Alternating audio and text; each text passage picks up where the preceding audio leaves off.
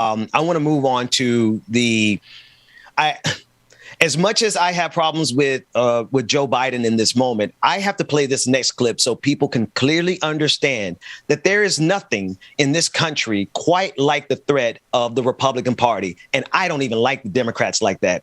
So for me to say a sentence like that, you got to know what's coming. It's really, really effed up. Here's a clip out of South Florida, my stomping ground. And there is a campaign that already occurred in South Florida, where Republican operatives were going door to door, changing the voter affiliation of elderly people from Democrat to Republican so that those people would have a problem voting when it was a time for them to vote. Let's take a listen to this clip.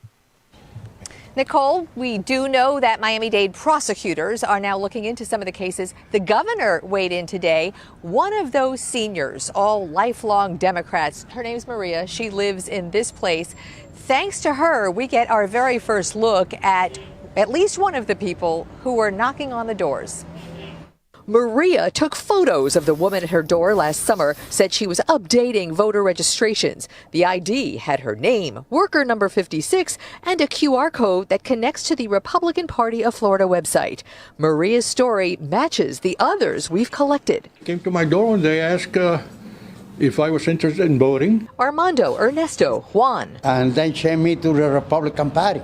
That's Maria with the ID she had on the left, a Democrat since she registered in 1996, 25 years, until that visit and the new card she received last September on the right made her Republican. Nosotros estamos de las noticias de Local 10. This is the home address listed for that Republican Party of Florida's voter registration worker, Maria Barrick. Yo no voy a salir, eso es mentira, okay? After saying she wasn't coming out because it's a lie, someone inside made a phone call on speaker.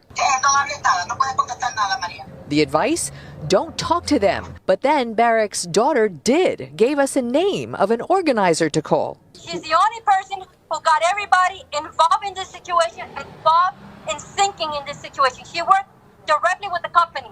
And my mom is not speaking with nobody without an attorney present. While we trace that company and who's paying that bill, the Republican Party of Florida director on Friday emailed that its operation follows all laws and regulations. Florida's leading Republican, the governor, in Miami today, said a proposed elections integrity unit would investigate. We're going to have a specified group of investigators and law enforcement that will go after those types of election shenanigans. That is the local station down there in South Florida. And I just want to give them a shout out for that reporting. No, Miki, these people they're evil and they have no regard for democracy at all. What are your thoughts? I love how Governor DeSantis is like, we're going to create a special commission of people that I picked to oversee this and investigate it. And oh, by the way, while we were investigating it, we found voter fraud on the Democratic side, because that's how they're going to spin this. I mean, you're not going to see this on Fox News. All day long, they talk about how they found, one person who sent a mail-in ballot before they died, which was before the election. And like, that's voter fraud on the Democratic side. But then they're these kinds of Roger Stone tactics. I mean, this is classic Roy Cohn-esque politics. I mean, this is the dirty tricks that the Republican Party is known for. I don't know if they're breaking the law. They might have found some sort of loophole here. That's but, right. Actually, it seems like they might be breaking the law because you're not allowed to mislead people. That's a contract. That's right. I mean, that's essentially right. You're signing that. So exactly. I'm curious how they're going to be able to go through those voter rolls and figure this out. And I also am wondering, obviously it's always very close in Florida, especially Southern Florida, but I'm curious and I know this is not the easiest thing to say, but I'm wondering if the numbers of registrations have gone down for Republicans because of COVID, if there have been more deaths on the Republican side because of their politics of refusing to wear masks. And, Florida's been a lawless state pretty much since the beginning of the pandemic. So that's right. That's right. It's always close. So I imagine it has in some way. Yeah, no, I'm thinking about it. There was a study that showed that there's a statistically significant difference between you dying in this pandemic if you are a Republican or a Democrat. I want to say a statistically significant difference, which means there's a measurable outcome based in scientific data that if you are a supporter and what it is, Nomi, is that they have this hermetically sealed propaganda bubble over there.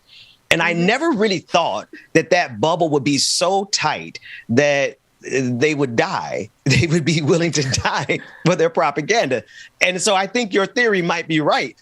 Maybe they have wiped themselves out so much in South Florida as it pertains to COVID-19 and the elderly population of Republicans that they have to go door to door.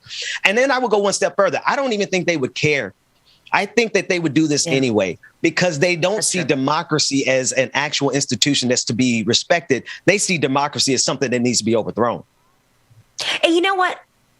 I for any good Democrats who are watching this, who are involved in any campaigns, I'm not even leaning on the Democratic Party or the DCCC or any like big consultants anymore. I urge you to use footage like this in your campaign ads. If you're running against a Republican, hell, if you're running against a centrist, use this type of footage and say, this is what we're up against. Use the photo of the insurrectionists because the RNC has officially attached themselves to them now. So now it's your opportunity to use that because let me tell you, Mitch McConnell's calling it out. There are a lot of Republicans in this country, I would say most, it's hard to say that, but like most Republicans in this country are not insurrectionist types. I mean, I have family members like that. I think that's partly how Joe Biden won, is with folks who just couldn't stay on the, there were folks who were willing to vote for Trump because they wanted the tax benefits. And then there are folks who just said, it's too much. It's too much. I'm going to be fine. Otherwise, Joe Biden's not, too far left. So it's not too much for me to do. So use this footage when you run, because I really think that if we do keep any seats, it is because the Republican Party is going so far.